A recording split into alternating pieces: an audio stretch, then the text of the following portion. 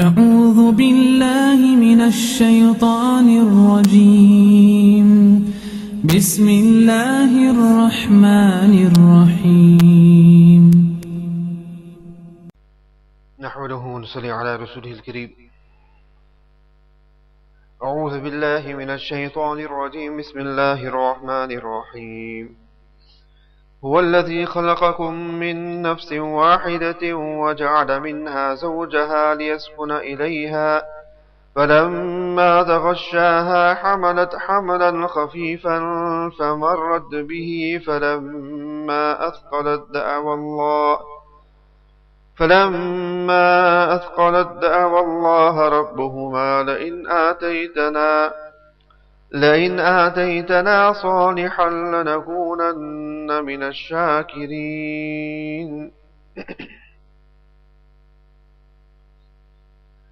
Respectful honorable friends, continuing with this same verse in which Allah subhanahu wa ta'ala mentions that هو الذي خلقكم من نفس واحدة, that He is the one who created you from one soul. وَجَعَلَ مِنْهَا زَوْجَهَا, and He made a spouse from that. لِيَسْكُنَ إِلَيْهَا, and the purpose for it is so that he can find comfort with her. It is on this aspect of لِيَسْكُنَ إِلَيْهَا that we've been discussing the various hukuk and rights of the husband and the wife. And in last week's tafsir I had mentioned to you a few ahadith of Nabi Kareem sallallahu ta'ala sallam with regards to the rights of the wives and how the wives should be treated. Inshallah, today we shall continue with a few other ahadith of Nabi Kareem sallallahu alaihi wasallam pertaining to the treatment of women folk specific to the wives. And then inshallah Allah Ta'ala wills, if we've spoken about the wives, we need to speak about the husbands as well. It is only fair.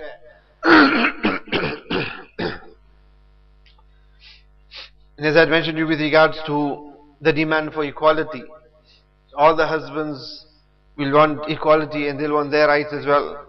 That, what about our rights? And now, as I mentioned to you, that how Nabi Kareem sallallahu alaihi wasallam in the various ahadith that we did in last week's tafsir, that from these ahadith and from the various ayahs of the Quran, the manner in which Allah subhanahu wa ta'ala has given women so many rights, and it is through Islam that their lives have become comfortable and pleasurable. But that is on condition that they themselves live according to how Allah subhanahu wa ta'ala wants them to live, and the men folk under whom these women are, and specifically the husbands, treat them correctly as well and treat them according to the teachings of Nabi Kareem sallallahu alaihi wasallam, the various ahadith that he has given as a mention to us. One prime example of how women were treated in the past, we can gauge from one hadith of Nabi Kareem sallallahu alaihi wasallam, in which Sayyidina Salma radiallahu ta'ala mentions that a woman, a mother, came to Nabi Kareem sallallahu alaihi wasallam mentioning that her daughter had become widowed, and she had requested and asked Nabi Kareem sallallahu alaihi wasallam that whilst in her waiting period, in her iddat, if she is allowed to utilize kohol, surma, or not. Nabi Kareem sallallahu alaihi wasallam had said no. She asked for a second or third time, and each time she asked, Nabi Kareem sallallahu alaihi wasallam declined and said no. And then Nabi Kareem sallallahu alaihi wasallam had said that her waiting period is 4 months and 10 days. And then Nabi Kareem sallallahu alaihi wasallam then mentioned to her that how this is better than, Nabi Kareem mentioned that in the Jahiliyyah you would be throwing until, your waiting period would be until you'd be throwing the dung of camels. Until you'd be throwing the dung of camels. This Nabi Kareem sallallahu alaihi wasallam was referring towards the trend during the days of Jahiliyyah and the iddat in the days of Jahiliyyah. That here where this mother was mentioning and requesting Nabi Karim Sallallahu with regards permission for the utilizing surma, and she had mentioned that her daughter had some ailment and illness or infection or something in her eyes by which she wanted to utilize this. Nabi Karim Sallallahu Alaihi Wasallam had prevented her from it. Because when a female is in iddat, and specifically the iddat of mutawaffa anha zawjaha, where a person, that woman who has lost her husband, a widow, Nabi Karim Sallallahu Alaihi Wasallam has prohibited that she beautifies herself during that period of time. So she does not use scented oil in her hair, she does not wear colorful and good forms of clothing, meaning where there is beautification. She does not utilize khizab, mehendi, and these type of things. Here when Nabi Karim was requested with regards to surma, and Nabi Karim had declined.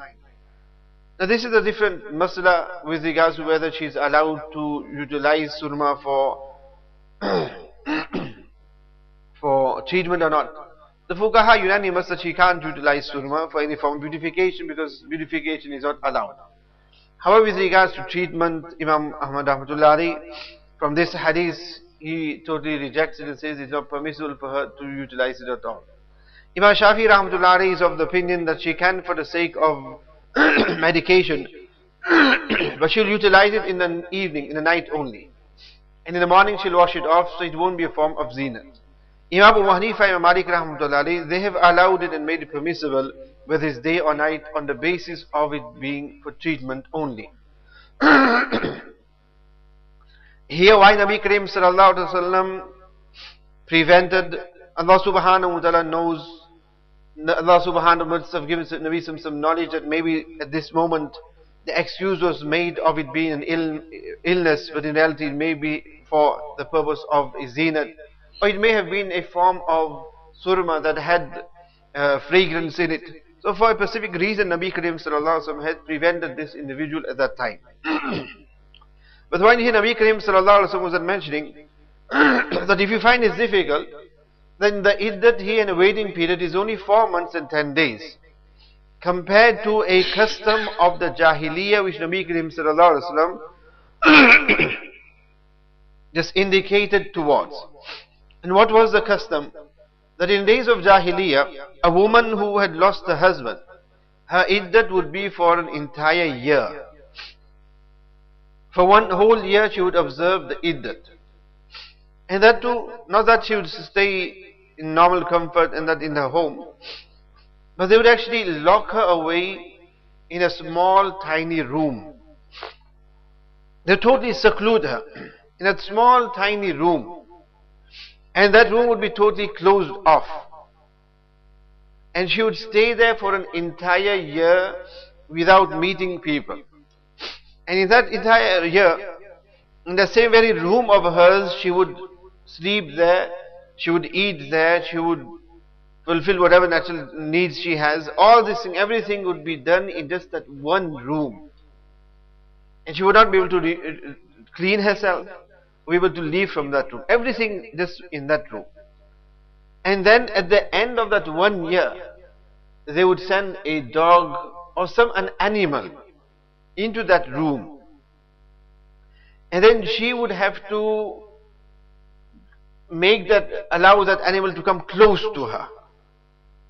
And that animal then would come close to her, and due to her own physical stench and dirt and the filth in that room, and that animal would not be able to tolerate the foul odor and the impurity in that room. So that animal would die. The animal would actually die from it. And if the animal would die, then they would praise that woman that she has spent her iddat correctly. That is the best iddat. So where the animal would die and not be able to withstand the stench and the filth that is there in that room, that would be observed as a good iddat, that she has spent her iddat correctly. And then after that, it is only after that, she would be allowed out of that room. The iddat is not over yet. And then should be placed on a donkey, and that too should be facing towards the tail of the donkey. And then they would give her a basket which would have the dung and the droppings of a camel. The droppings of a camel. And what she would do then is, one by one she would throw that dung out.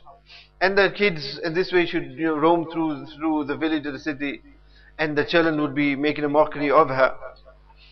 And she would continue throwing one out. It is once she has completed and thrown all the dung out, it is on that it was then be destined that she has now completed her iddat. This is the type of iddat they had in the days of Jahiliyyah. And this is what Nabi Kareem sallallahu alaihi wasallam had indicated, that this is only 3-4 months and 10 days. Whereas prior, at the end of the year, you would be throwing this type of dung about. So this shows us and indicates to how women were treated in the days of Jahiliyyah.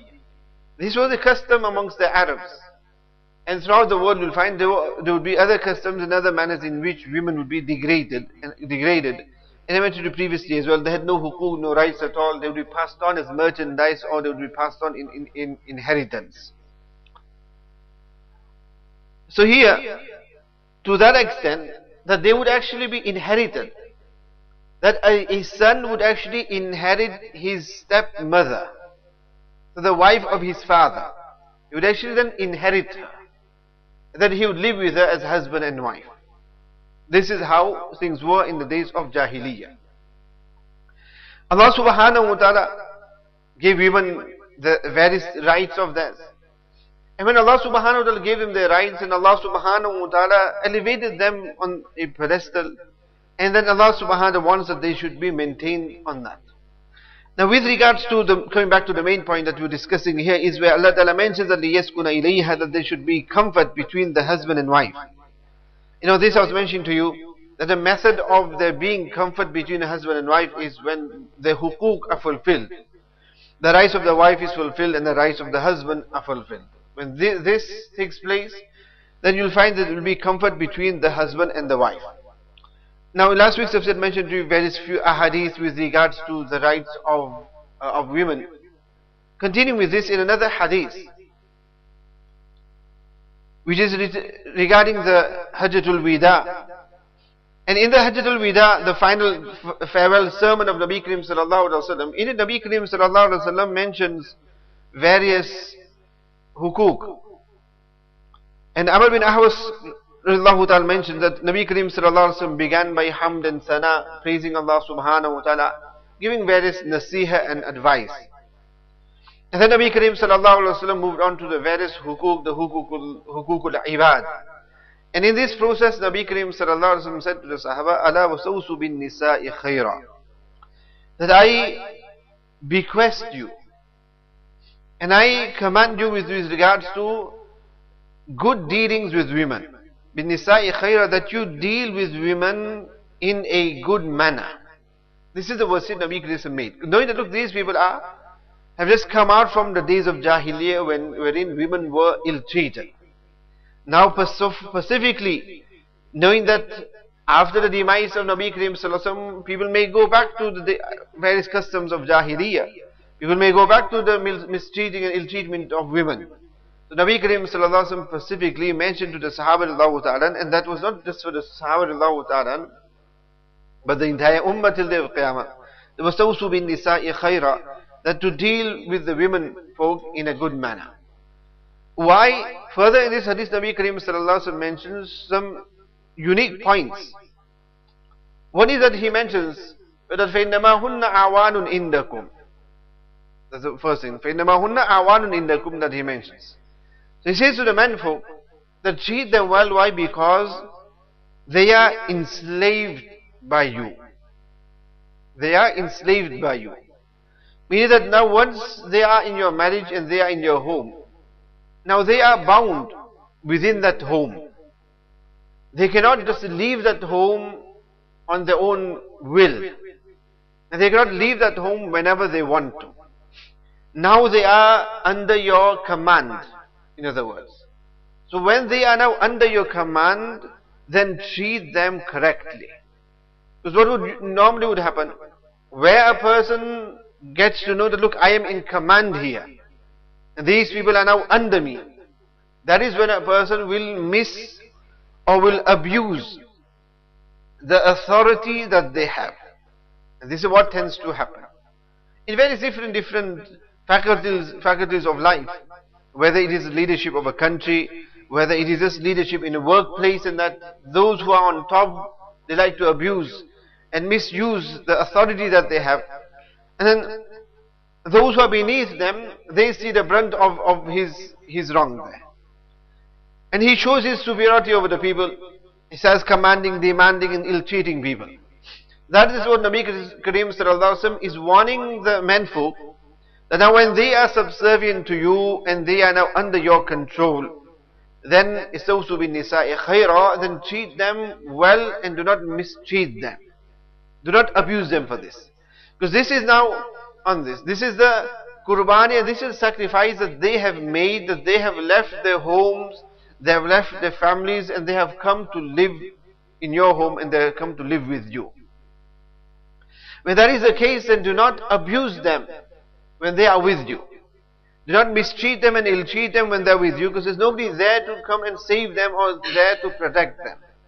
So Nabi Kareem Sallallahu Alaihi Wasallam tells the men folk that because they are under your command and they are enslaved by you, hence treat them in a correct and a good manner. Further in this same hadith, Nabi Kareem Sallallahu Alaihi Wasallam mentions a point. And usually when this point is mentioned, majority of menfolk do not like this, and they wish that this is not mentioned instead. And they prefer that the women are kept in the dark with regards to this. The Nabi Kareem Sallallahu Alaihi Wasallam, when he mentioned, look, they are enslaved to you. Those are all the rights that the Shariat has given you. And then Nabi Kareem Sallallahu Alaihi Wasallam mentions that وَلَيْسَ مِنْكُمْ مِنْهُنَّ شَيْئًا غَيْرَ ذَلِكَ وَلَيْسَ تَمْلِكُونَ مِنْهُنَّ شَيْئًا غَيْرَ ذَلِكَ. Nabi Kareem mentions that, and you do not possess anything else upon them besides this. Means that besides the fact of this right that you have enslaved them within your homes, that they do not have permission to leave your home without your permission. They cannot leave your home without your permission. This is all the rights that Allah subhanahu wa ta'ala deen has given the husband. That the wife cannot leave the home without husband's permission. And if the husband prevents and prohibits anybody entering into the home without his permission, she cannot allow anybody into the home, even her own relatives. If the husband prevents her from leaving the home and meeting her relatives as well, she is not allowed to leave the home, even if it means going to visit her parents. If the husband does not give her permission, she cannot step 1 foot outside the home without permission of the husband.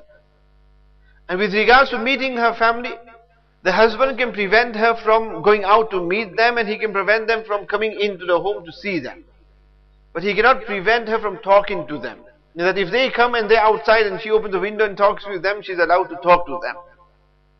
And in this way they can come and at least visit her from outside, if he doesn't allow them to enter into the home. Fuqaha have given also how often, and the Fuqaha have mentioned that it is her right that they should be able to come at least once a week. At least once a week for them to be able to see her or for her to see them. But without the permission of the husband, she is not allowed to leave the home. This is the authority Allah subhanahu wa ta'ala has given to the husbands. Further than that, Nabi Kareem Sallallahu Alaihi Wasallam mentions that وَغَيْرَ ذَلِكَ, besides this, these things, that لَا تَمْلِكُونَ مِنْهُنَّ شَيْئًا غَيْرَ ذَلِكَ, that you do not have any other hukuk or any other demands that you can make on her besides these things. Which means that when it comes towards, with regards to the household chores of the home, the cooking and these matters, according to the Shariat, the wife, it is not the duty of the wife. These are things which we expect. We all think naturally, no, this is the duty of the wife, that she has to cook for me and she has to feed me. But Shariat has not placed that injunction upon her at all. But rather it is a case of that there will be two types of wives. Now today's society may be different compared to then in the past. And that is, when a person gets married, there are two types of women. One will come from such a household wherein they have workers in that home. And the women folk themselves do not cook or do not do any housework. They have other workers who actually do the cooking for them in that household. That is one type of home. And the other is wherein the women folk do their own housework and they do their own cooking in that. For that the Fuqaha mentioned that the one who gets married to such a woman, who comes from such a home wherein they do not cook for themselves. So when he gets married to such a woman, then now because it is incumbent upon the husband that he sees towards their nafqa, and towards their food and their maintenance. So it is his duty to see towards her food.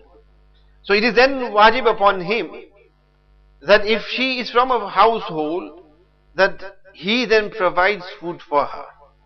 So if she comes from such a home where they don't cook themselves, then she does not have to cook at all for the husband. Neither does she have to cook wujuban, no diyanatan or qaza'an, akhlaqan, shar'an, no injunctions of compulsion at all. Neither it is that it is between her and Allah that she should do it.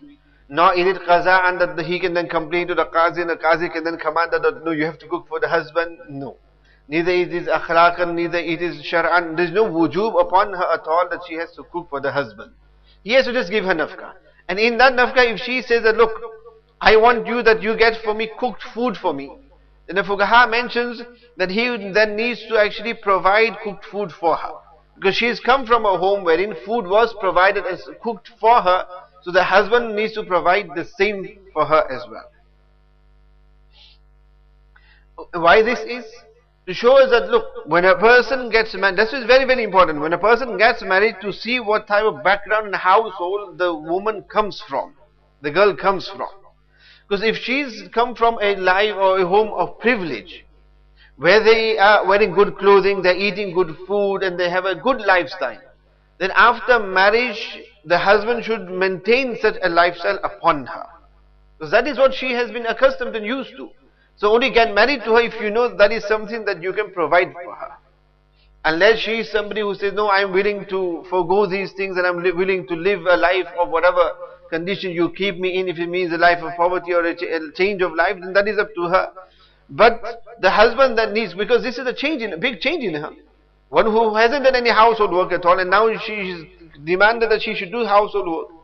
Now obviously these are in days wherein there was a custom of either in the days of the Sahaba where there were slaves who actually did the work, or there will be places in the world, even now where there are actually workers who do various chores within the home. We don't have that in this country, but there are places in the world where they have such.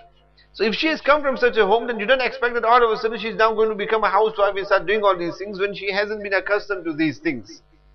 So you need to keep her in the same form of lifestyle of hers. Because for her it is a big qurbani, a big sacrifice for her, where she may be eating good food at her home, and now she comes to her husband's home and they are not eating so good food. They are wearing good clothing there and now she doesn't get the same. She has a lot of comfort there, but now she doesn't have that comfort. So it is a big change for her and a big sacrifice that she undertakes. The other woman is that who comes from such a home wherein they cook for themselves. There the duty of the husband is that he should provide for her utensils and cutlery and things that she needs to cook. And then she will cook for who? She will cook for herself. Where food was cooked for her, the husband would provide cooked food for her. Where they would cook themselves, the husband needs to provide cutlery for her. That is his duty. And then she will cook for who? For herself. With regards to the food for the husband and the children, that is his duty, that he organizes that and he sorts that out. This is the actual position in the Shariat. Now obviously men folk do not like it when this is mentioned. And then they're now scared and they fear that now we go home. And we go home today, or probably if you've already eaten, finished, it was probably the last home meal that we're going to have now. From tomorrow the wife is going to say, fair enough, now it's holiday for me, you're going to cook, you'll sort yourself, it's not an obligation upon me. And this is what does tend to happen. I mentioned last week with regards to the matter between the husband and wife. This is then what happens. When something like this happens, where there is maybe a different opinion between the husband and wife, then immediately the wife who is usually always cooking for the husband, now she said, no, it's not my duty to cook for you. So until she doesn't come round, she won't cook for the husband. So she'll stop, and now this is the time when all these masail and that she remembers. But the unique thing is, she'll remember this masala that is not her duty to cook for the husband, but she'll forget that masala that she's not allowed to leave the home without the permission of the husband. So that's when she's saying, no, I'm going to my mother's house. I'm going to my parents' house and you can't stop me. So there, she's transgressing. There she doesn't remember what the right is, her duty is that she can't leave that home even if he means going to her parents without the permission of the husband. But she remembers this masala that, look, it's not my duty to cook for you. So this is how we play about with the Shariah. And this is why the Shariah has kept this equality. Look, just the way, this is not your right. And she can say this, but at the same time, do not forget this, that you cannot leave the house of your husband without his permission. So the women folk will remember this, that no, I do not need to cook for you. But then at the same time, they want their freedom that whenever they will, whenever desire, without asking the permission from the husband, they expect that they can just go out and come whenever they want to, which is not permissible for them. They cannot leave the home without permission of the husband. So it's very, very important for us to get a balance in these matters. There should be a correct balance. And a good balance is what we learn from Sayyidina Fatima and Sayyidina Ali radiallahu ta'ala anhuma, which is the balance that they had. And that is, they themselves had agreed that we will distribute the workload. And that is, the Sayyidina Fatima will do whatever needs to be done within the home. Chores and work that needs to be done in the home, she will do that. And Sayyidina Ali radiallahu ta'ala will see to all the affairs that are outside the home. So in this way there is comfort there. The husband, he'll go out and he'll do all that. The wife, she'll do whatever needs to be done within the home.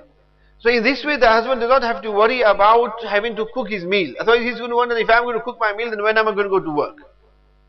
And the wife, she doesn't have to worry that, look, if I have to cook for myself, then now I need to go out and I need to go and start hunting.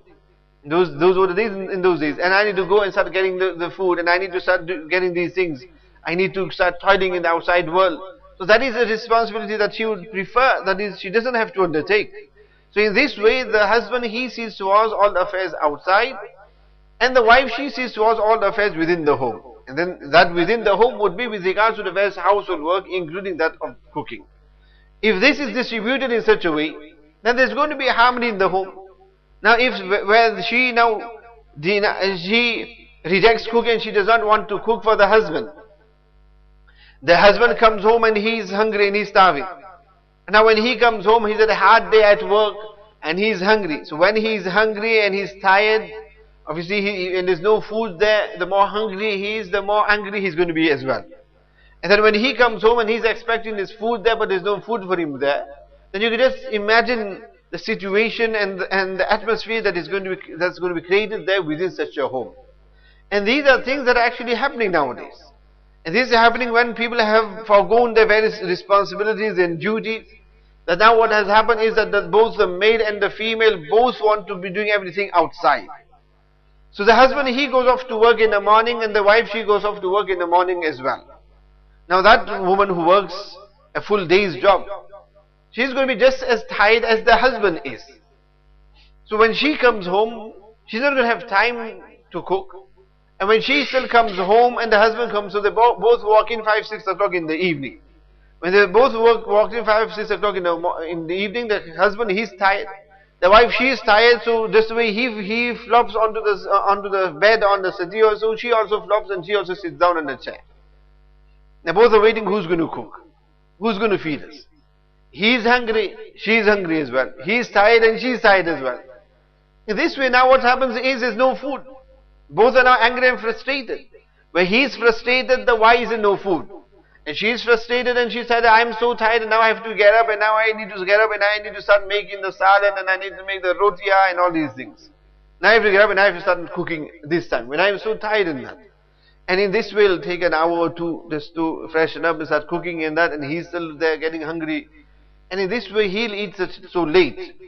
By which then you find all sorts of this friction will happen. Where she's going to work but he's not happy we're going to work. Because he knows there's no food. And there'll be even times wherein he comes home expecting there's going to be some food for him, but instead what he finds is that he'll find a sticky notepad on the microwave, that the food is in the microwave, warm it up or put it in the oven. And what is a ready-made meal? Something just put there, that look, I'm in a meeting, I'm going to be late. The wife is saying, I'm going to be late. Don't wait up. Don't wait up for me.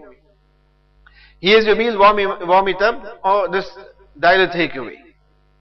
See, this way what happens is that the nizam, the system of the home is upturned. And when that is the case, then you will find discomfort, and a good atmosphere is also ruined in the home. If the husband and wife maintain their responsibilities, they remain within their scope and what their duties are, then there'll always be comfort within the home. Everyone will be pleased, and there'll be harmony in the home. So in this hadith, Nabi Karim sallallahu alaihi wasallam specifically mentions that, look, they are enslaved to you, and when they are enslaved to you, this is a big qurbani that they have undertaken. That where they had their freedom, now they've enslaved themselves to you. So when that is the case, then treat them well. Do not ill-treat them. And then the husbands are then also told that, look, that is the only right that you have upon them in this manner with regards to this. That you cannot now force anything else upon them. You cannot force anything else upon them in this manner. Another very important aspect with regards to this hukuk, and another thing that we do not like to hear is that just the way it is not the duty of the wife that she has to cook for the husband. So when she doesn't have to do these things for the husband, then she does not need to do any of these things for her in-laws. She doesn't need to be doing these things for her in-laws. Now, what is very, very important is that we understand things correctly and understand what the moderation and what the boundaries are. Why? Because we have this extreme on both sides. We'll have one extreme where you have those women who are aware of these things. And when they are aware of these things, now what happens is they don't want to do anything at all. They'll keep on telling the husband, look, it's not my duty. Your parents, your duty. Your parents, your duty. It's not my duty to see towards them. I don't need to do anything for them. They're your parents, you sort it out. Your parents, you do their khidmat. So they'll go on in that manner. Which is correct in the form of with regards to what the hukuk is. And with regards to what the deen has mentioned. So she will then bang on that side. That's one extreme. And then the other extreme we have is where that when the son gets married, then the in-laws automatically have this expectation that now the maid has come into the house. Now the maid and the servant has come into the house. That now for us is relaxation. We can now relax, and the daughter-in-law, she will now do all the work in the house. And she is treated in such a manner with this expectancy that she needs to be doing all the chores of the house. To that extent that now the mother-in-law, she does nothing at all. And along with her, the sister-in-law, the husband's sister, she also has now field day as well. For her is enjoyment as well. That now the sister-in-law is here, she'll do everything, so I can now just sit there as a queen as well. So now the mother-in-law and the sister-in-law, they're relaxing away, and the daughter-in-law, she's the one who's doing all the work for everybody. For feeding, she's cooking, feeding, and doing all the household work for everybody in that home. Her husband and her children, her mother-in-law, father-in-law, sister-in-law, brother-in-law, sister-in-laws, and brother-in-laws, and whoever else. And she's doing everything for them. And there are also cases wherein she is not just doing for them, but she's doing for all the guests that come. And there was such an incident that happened not so long ago, when the daughter-in-law is expected now to cook for all her sister-in-laws and all their husbands who come every so often to the home. Parents are ill, she lives there with the in-laws. So obviously the daughters and son-in-laws, they're going to come regularly to visit the in-laws. So whenever they come now, the daughter-in-law has to cook for them. They all sit there relaxed. They all sat there relaxing, and she has to cook for everyone. So this is what the other extreme that we have. And this expectancy that she must do it for us. Mufti Taqi Usmani Khatum at one place has mentioned that, and he specifically mentions this to sort of the in-laws, that whenever the daughter-in-law does anything for you, it is her haq and her rights that you say Jazakallah to her. that you take and regard it to be an ihsan, a favor that she has done upon you, because it is not her duty to do that. It is not her duty to do that. Whereas we take it for granted.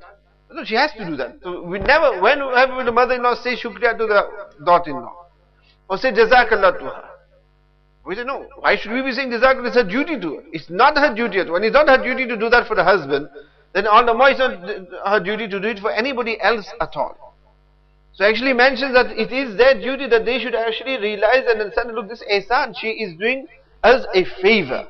And man lam yashkurin nas lam yashkurillah. Where a person does not show gratitude to any person, he is not showing gratitude to Allah subhanahu wa ta'ala. So she is doing a favor to them, and they should be appreciating this. And when that is the case, they should be treating her well. But rather they should be treating her better than they treat their own daughter. Better than they treat their own daughter. Reason being is the daughter, she is doing the khidmat of her parents because it is her duty to do the khidmat of her parents. And this is before she is married. It is her duty. So because of that, she will make khidmat of her parents. If she is not going to, who else is going to?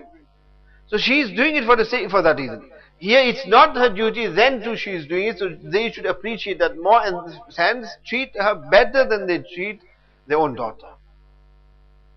The daughter-in-law will only be a daughter if she is treated as a daughter. If she is treated as a daughter-in-law, then she will always remain as a daughter-in-law. That bahu will remain a bahu. Because you're not treating her as a beti, you're treating her as a bahu. And this is what happens. And this is something we have in our society, where we have this in our mind that automatically and naturally, that look, she is now going to be the slave in the house. And she is there, and her job is solely what? For her to take over and do all the work in the home. So she from morning to evening is doing the khidmat of every person. And then she is obviously ill-treated as well. She does something incorrectly, she's abused for that. She's sworn at because she's doing things incorrectly. Or she may not have done something correctly, again for that she's gone, and then she is ill-treated on the basis of these things. She is demanded, she commanded, all these things are happening in our homes. And it is because of this there is friction. There is then friction within the home. It is for that reason that Hakim al-Mathani rahmatullahi alayhi specifically mentions that when the children get married, then they should live separate from the parents. So that in this way there can be love in the family. So that they are separate, but then they can live in harmony. Whereas if they are going to be together, this is when the friction occurs. But why this friction occurs is when, again, there isn't this understanding between people. Where there is this understanding, then by all means they live together, they can live in harmony. Where the mother-in-law understands and realizes that my daughter-in-law is doing a favor for me. And where at the same time the daughter-in-law also understands that, look, although it's not my duty to be doing the khidmat of my in-laws, but by me doing the khidmat of my in-laws, if that means that my husband is going to become pleased with me, then for that is my akhirat. He is pleased with me. Ayyuma imra'atin ma'atat wa zawjuha anha radin dakhil jannah. Nabi Kareem sallallahu alaihi wasallam mentions that whichever woman dies, and she dies in a condition that the husband is pleased with her. Nabi Kareem sallallahu alaihi wasallam mentions that she will enter into Jannah. She will enter Jannah. Then the Nabi Kareem mentions that woman who observes the 5 daily salah, and she fasts in the month of Ramadan, and along with that she is obedient to her husband. She is obedient to her husband, and she protects her own chastity and the wealth of the husband. She'll enter into whichever door of Jannah that she desires. So there is so much reward there on that side. So in this aspect of the husband being pleased, this is a way how she can make her husband pleased. By her doing the khidmat of his parents, the husband will be pleased with her. And on top of that, even if he isn't, she will still get the reward. Who knows, this might be her ticket into Jannah. That it was not her duty, but then too she's doing the khidmat, she's doing good for them. Allah subhanahu wa ta'ala will definitely reward her for it. But where you find, and this is something for the husbands as well, that where the wife is doing for her in-laws, meaning the husband's parents, the husband should appreciate his wife even more, knowing that she has relieved him of his duty. Because if she wouldn't be doing it, then it's his duty to be seeing towards their khidmat. It is his duty. And what is the duty with regards to the children? That is that, look, if the parents are, Fuqaha mentioned, if the parents are well fit and healthy, then they can see to themselves and see to themselves. There is a case of if they do not have any food or if they do not have any money, any wealth, then the children will provide the money and the wealth for them, or provide the food for them. Where they are in a situation wherein they do not have the material form of monetary form to buy food, or where they are so ill now that they cannot cook for themselves. So here it is a duty on the son. So if his wife does it, then she's actually doing him a favor by easing his load. So he should appreciate and be more appreciative of his wife, knowing that, look, at the end of the day, she's doing the khidmat of my parents.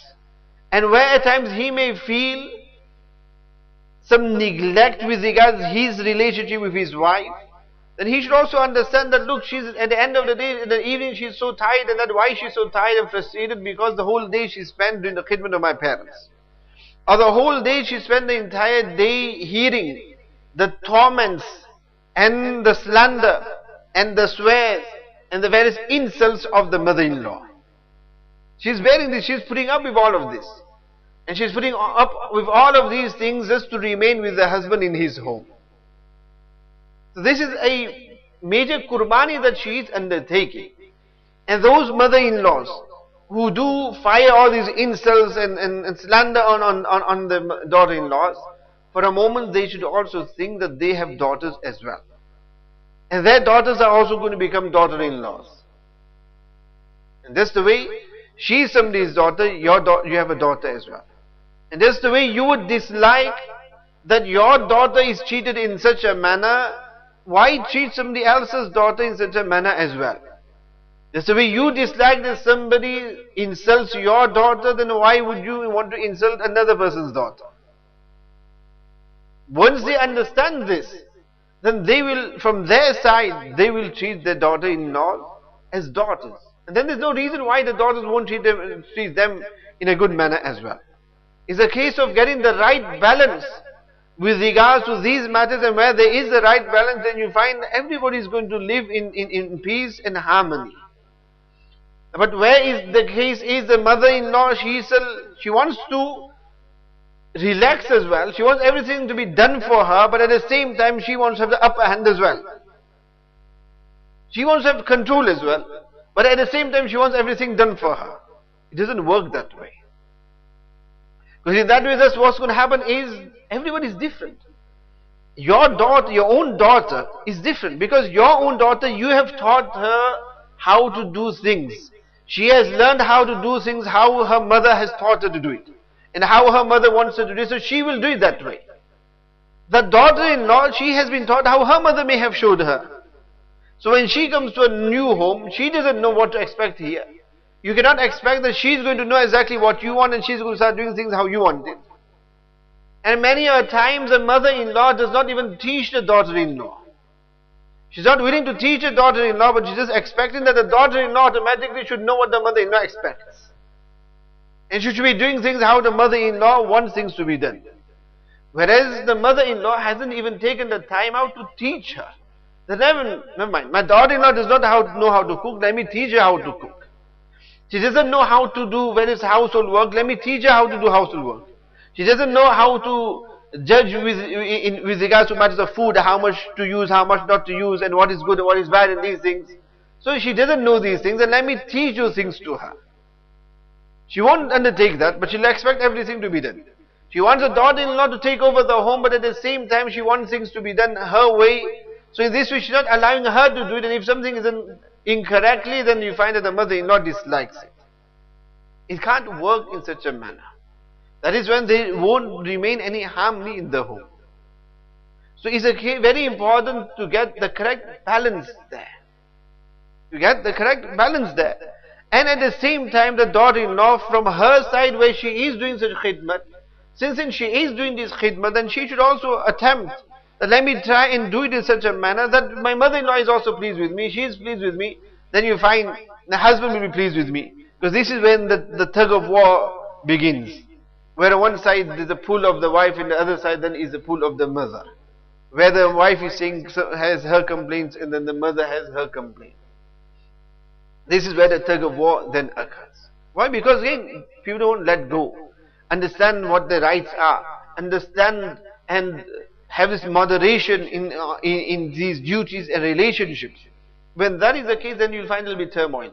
When people understand, and where the reason this understanding in the home, that's where Hadhrat Mufti mentions that they should rather live separate. They are left separate, or he says that if you are in one same home, then have different kitchens. Because that is the markaz, and that is the place of fitna. Just the way the fire burns on the chula, the fire burns on the cooker, in the same way that is where the fire burns in the home, from that same very place. So this is what Nabi Kareem Sallallahu Alaihi Wasallam has mentioned. So very, very important. And again I'll iterate. Look, whatever you've heard, get the right balance. Don't just take one side. That you just take one side of it and not the other side. Islam has given this hukuk everywhere. So it is very, very important that we get the right balance, so that it shouldn't be that the women folk listen at the home, from tomorrow they just sit there, I don't have to cook for the husband anymore.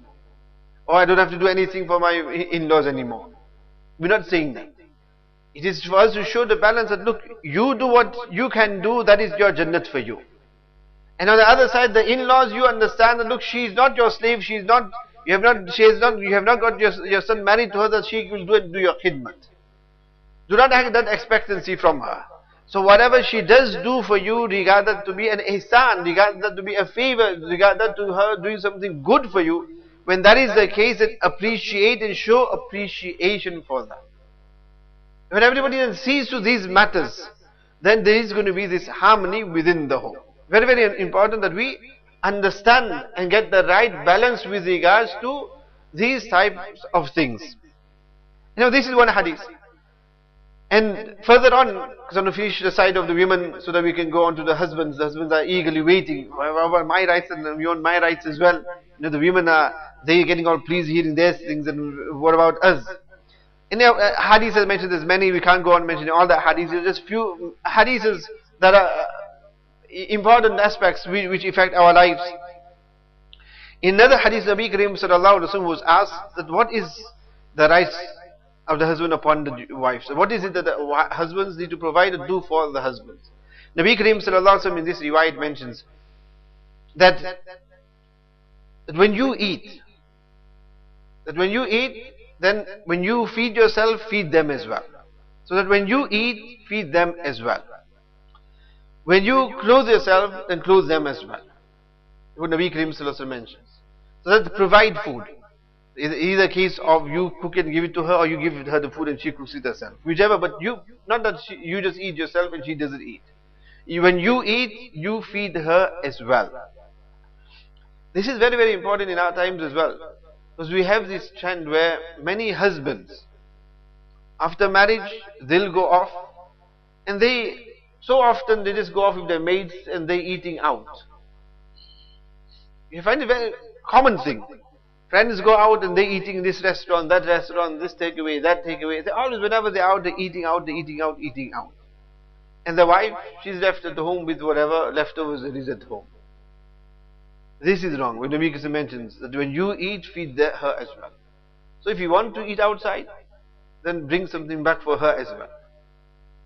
If you are going to eat outside, because you're having good food outside, ready-made takeaways and all these things, and she's left at home to cook for herself and her children, and they're having whatever is in the home.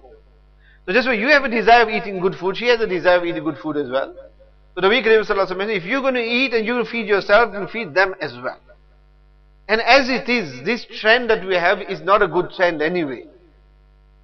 Because after marriage, the husband's best friend and his family is there, his immediate family, his wife and children, that is his family. They are the ones that he should be with. He should be spending his time with them. He should be eating with them.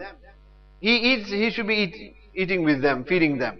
That's how the home is meant to be. Not the husband, and this is something which creates a lot of friction between husband and wife, or creates a divide between husband and wife, separation between husband and wife, and that is the husband, he lives his own life, and the wife, she lives her own life with her children. So he does his own stuff and he lives his own life, and the wife, she's got her own life and whatever she does. Where many a times the husband doesn't have a clue what is happening in the home with regards to the wife and children. And the wife has no clue at all with regards to the husband. She won't even know what time he'll come home from work today. She doesn't even know where he's gone, who he's with, when will he back. Why? Because she has no right. The husband has made it such that you've got no right to ask me these things. The husband, he leaves the home. He doesn't need to take permission from the wife. Although you might have some cases when some husbands will say, no, our cases we have to take permission. We can't leave the home without permission. But in the case of the husband, he doesn't need permission from the wife when he goes out. But at the same time, it's not a case that because of that he just tells the wife, oh, I'm going out. And we said she has no rights to even ask where you're going, who you're going with, where you're going to be, who you're going to be with, when you're going to be back. The mahal is made such that it is as if she cannot ask. And if she asks, who are you asking me that? What's it to do with you who I'm with? It's none of your business who I'm with. Whereas these things are wrong. Wrong in the sense that yes, okay, you don't need permission from her. But if you're going to live together, then this is a way how you're going to live together. Where the wife knows where the husband is. She knows where he's gone to. She knows how long he's going to be. She knows when he's going to return. Whereas here she doesn't know. Somebody asks, where's your husband? And something could even happen. She needs to get in touch with the husband. She needs to contact the husband. She doesn't even know where the husband is. She doesn't even know when he's going to come. At times she doesn't even know whether he's going to come. And so many times the wife, she cooks in the home, expecting the husband will come to eat. But what happens is, he doesn't come. And when he comes and she's there, many times if she's a good wife, she may not even eat herself. Many such wives are such that they won't eat without the husband, so she won't eat. She's remained hungry, having not eaten. And as soon as the husband comes, she's now warming the food. And what does the husband say? Oh, I've eaten finished. We went out for takeaway. Met up with the guys and we went out for takeaway. We went to the gym. After gym, we just went for takeaway. We went for tafsir. After tafsir, we decided let's go out and have a takeaway or something. So we've gone out, we've eaten already with the friends. And that poor soul, she's remained hungry, waiting for you that when he comes, we'll eat together. She hasn't eaten at all. And at the same time, she's not even aware, is he going to eat, is he not going to? He doesn't even, in such times he can text all his friends that are you available or not? We're going here, we're going there, are you free or not? He can text everybody else to alert them that we're going out, are you free or not? But he can't even send one text home to say that, look, I'm not eating at home. You carry on. As I mentioned to you, this trend is not a good one anyway. There's different matter that there is specifically a dawat somewhere and a person has gone for, so like you have many masjids, there's a program in a masjid and the men folk eat in the masjid. That is different case there. Different case where there is a specific dawat or something. But this is where it becomes a habit. Where the friends just go out and they just go out and keep on eating on their own. If you want to do that, each time you eat out and fetch something back and give that to the wives as well. So one Nabi mentioned is that when you eat, then feed them as well. When you clothe yourself, then clothe them as well. So not that the husband, he can spend on himself. So when he wants a new coat for winter, he'll buy the most expensive and the warmest and good coat that he wants. But when the wife wants, then he says to her, go to second-hand market. Go buy something used. Now I haven't got so much money at the moment. Too many bills to pay. I haven't got my wages yet. There's so many excuses that he's making for her, but then when in regards to himself, there he's got the money to buy the most expensive clothing. The most designer wear or the most expensive shoes or this, that for himself he can spend, but for his wife he cannot spend. That shouldn't be the case. And then Nabi Karim Sallallahu Alaihi Wasallam mentions from the hukuk is, Nabi mentions, and do not hit her on the face. Do not hit her on the face. Islam and Shariat has mentioned various hukuk with regards to permission, when it's allowed to hit, how much to allow to hit, when it's allowed to hit in its place. We'll leave that for now. Because you don't want then guys misusing that totally. And then things will happen. Like we find during the time of the Sahaba radiallahu ta'ala, Nabi Karim sallallahu alayhi wa sallam has prevented the Sahaba radiallahu ta'ala from hitting the wives. Then said Umar radiallahu ta'ala came and said, Zirna, that the women, they have become now a bit too brave. That now we stop hitting them, they become a bit too brave and dominant upon us. So Nabi Karim sallallahu alayhi wa sallam then allowed the Sahaba, okay, fair enough, where there is a need, then you can hit them. And then Nabi Karim sallallahu alayhi wa sallam mentioned that the women, they keep on tafa, they kept on coming to the Azwaj Mutahara complaining about their husbands. That's what Nabi Karim sallallahu alayhi wa sallam mentioned, that the best of you are those who do not hit the wives. And when Nabi Karim sallallahu alayhi wa sallam mentioned in the hadith, that how can it be Nabi Karim mentioned that you hit your wives like you hit your slaves. And then, فَيُجَامِعَهَا فِي اللَّيْلِ, that then in the evening you go and you want to cohabit with them. In a few different hadiths, different words, Nabi Karim mentioned this, that you beat them like slaves during the day. And then at night when you have a need, then you're going to go close to them. In the day you beat them up, and now when you wanted them, you go close to them. And Nabi mentioned this, that do not hit them, because you do not know, maybe you might have a need for them in the evening. So this is what Nabi Karim Sallallahu Alaihi Wasallam has mentioned. And where the Shariah in the Quran has, is when إِلَّا يَأْتِينَ بِفَاحِشَةٍ مُبَيِّنَةٍ, when they come with open transgression and open disobedience to the husband in that. In those circumstances there is that permissibility, but that to get a mubarrijin without leaving any scars and marks. That just shows that that is just a light scorn, light hit. That is all that it is. That it is such that it does not leave any scars or marks. This is the had, this is the limit that the Shariah has given. Not that you beat up red and blue and bruises all over the place and that, and on the face, good few slaps on the face and that, give her a blue eye and that. This is what Shariah, where it has allowed, has said, but in such a way that there is no marks left on her. And that too when she comes with such open transgression, where there is no other way of dealing with it but this. Besides that, there is no permissibility in it. So Nabi Karim mentions, do not hit them on the face. And then he mentions, and do not insult them. What he says, do not insult them. Meaning that, look, for a woman, her nature, her beauty, this is something that she feels a lot about. So here Nabi Karim mentions, do not insult her. Meaning that do not make past comments that are going to hurt her. Do not pass comments that are going to hurt her. And she is dressed up for the husband, and then you look at her, something bad, derogatory towards her. Do not insult her. This is what Nabi Karim mentioned. Do not say things which are derogatory to her. Because that then it has an effect on her, and that breaks her heart. And when you're going to break her heart, then she'll never be yours. So that is what Nabi Karim Sallallahu Alaihi Wasallam mentions, that do not insult her in such a manner. But rather the Shariah that Nabi Karim Sallallahu mentions that, look, even here, if in case of if you lie for her, it won't be a lie. She's dressed up and she's asking you, how do I look? And you know exactly how she looks, but you say, no, you look very beautiful. You're the most beautiful woman in the world. And she may not be that. But there where you've said that to please her, Nabi Karim Sallallahu Alaihi Wasallam mentions that that won't be a lie. But rather if she becomes pleased with that, you'll get the reward for that. She's asking you that, how's my size and how's my figure and that.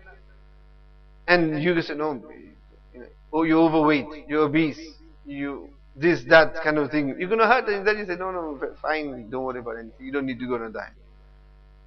Fine as it is. In this way, even it may not be the reality, but she's pleased with that, you make her happy with that, then, she'll be pleased with that, you'll get the reward for that. Now that doesn't also mean that the wife then now thinks that whenever the husband is praising her, that he's just making it up. He might be genuine and he might be honest as well. It's not that always you think, no, he's just making it up now. He's just saying it to please me. That is it. And the last Nabi Karim mentioned in this specific hadith is that do not separate from the home. Where the Shariah has given these stages of reprimanding their wife, or where there is that of hitting, and then Allah also mentions with regards to separating, sleeping separately from the wives. When it comes to sleeping separately from them, the Shariah mentions the separation in sleeping quarters only. Not that they leave the home. Where the Nabi mentioned that if you separate from them, do not separate homes, do not separate from the house. That if he comes to such that the wife is so disobedient that she's not listening to the husband, now to show his displeasure, he may sleep away from her and not sleep with her in the same room or same bed. Then that means that he separates from her within the same home. Now this trend we have about child separation. Or is a case of, no, you go to your mom's house. He kicks her out or she'll kick him. And in this country, he gets kicked out. He gets kicked out. No, get out from here. You go to your mom's, you go to your mother's. Or it's better that we have a bit of separation till we calm down and we sort things out to separate. Shariah hasn't said that. Shariah says if you separate, then separate only in your sleeping quarters alone. But still remain within the home. There are more chances of getting together if you're going to remain together.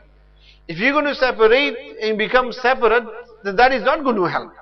So then she might feel, yeah, oh, I've got a bit of space here. She might start liking that space instead. Then she may not want to get together. The husband, he goes off and he might find himself, okay, I've got a bit of freedom myself. Or whilst they are separated, they might get involved in some form of other fitna as well, which will just make matters worse. So why them remain separated, being separate but within and together, this is the correct way that the Shariat has shown us. And not that what we assume and what we think that is best to do is that, we leave and we separate in that. That is not what the Shariat has mentioned. And where you do have cases wherein the wife will kick the husband out. And she'll even throw his clothing and he'll throw his things out. And you have this, our Muslim homes have this, where she actually kicks the husband out of the home. Or what happens is that he comes home and she phones the police. Different matter wherein he may be physically beating her up, where now her life is in danger and he is a physical threat to her. That is a different matter. But just because there's been an argument, and because now at this moment, things are not calm, marriage on those basis to tell the husband to leave the home, and if he comes to his home to warn him and threaten him that I'm going to call the police and get a curfew upon him and get him sort of prevented from coming home and these type of things, a court order and all these things, all these things are absolutely very wrong for a person to do. Very wrong. So you'll find wherever Allah SWT mentioned with regards to the reward of women in Jannat, and that is on the obedience of the husband. Over and over, Nabi Kareem sallallahu alaihi wasallam, and I'll mention this obviously in those hadiths with regards to the husband, of itaat of the husband, and that her duty is that she looks after her own chastity and the wealth of the husband. Why? Because his wealth is going to be in the home, he's going to be out of the home. So now that she herself takes his stuff and throws that outside, she's doing absolutely contrary to what the Shariat has commanded her to do. So these things are very, very important. And the most important thing is, as I mentioned in the hadith when Nabi Kareem has mentioned that ayyuma imratin matat wa zawjuha anha razin dakhil jannah, that where that woman who dies and her husband is pleased with her, she enters Jannah. So she wants her Jannah, she must just see towards pleasing the husband. And on the other side, all the various ahadith that I've mentioned to you and quoted to you with regards to the position of women, where the husband should realize that look, their position is such that Allah subhanahu wa ta'ala says, and again the ayat that we began with in this series of hukuk of the women, Allah ta'ala intercedes and says, وَعَاشِرُهُنَّ بِالْمَعْرُوفِ. When Allah is saying that treat them with love and compassion, then we should understand this and treat them with love and compassion. So this is one side. The hukuk of the wife, husband treats the wife well, then that is one part of the deal completed. Now inshallah next week Allah gives us the opportunity, we'll speak with regards the husbands. What are his rights? And how the wife should deal with the husband. And when she sees to these aspects, that's when we'll find what Allah Ta'ala mentions here. لِيَسْكُنَ إِلَيْهَا. That Allah subhanahu wa ta'ala from Sayyidina Adam created Sayyidina Hawa, so that in this union there can be comfort for one another. But this comfort will only come about when both sides see towards the various rights to one another. May Allah subhanahu wa ta'ala grant us all the understanding. رَبَّنَا تَقَبَّلْ مِنَّا إِنَّكَ أَنْتَ السَّمِيعُ الْعَلِيمُ وَتُبْ عَلَيْنَا إِنَّكَ أَنْتَ التَّوَّابُ الرَّحِيمُ سبحان ربك رب العزة عما يصفون وسلام على المرسلين والحمد لله رب العالمين.